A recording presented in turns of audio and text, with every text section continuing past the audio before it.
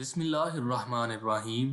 शुरू अल्लाह के नाम से जो बड़ा मेहरबान और निहायत रहम करने वाला है।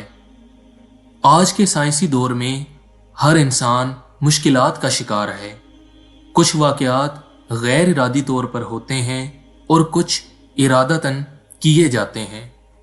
इन गैर मामूली वाक़यात के ज़रिए इंसान रुकावटों और गर्दिशों के चक्कर में फंस जाता है।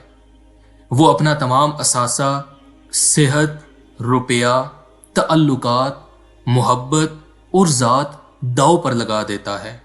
इसे अपनी किस्मत पर शक होने लगता है।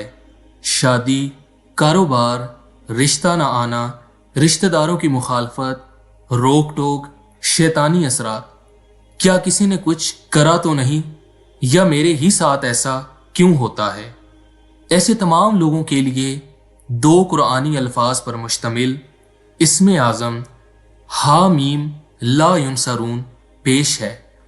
वजीफ़ा मुख्तसर है, लेकिन आज के साइंसी और मादी दौर में इसकी तासीर एटम बम से भी ज़्यादा है।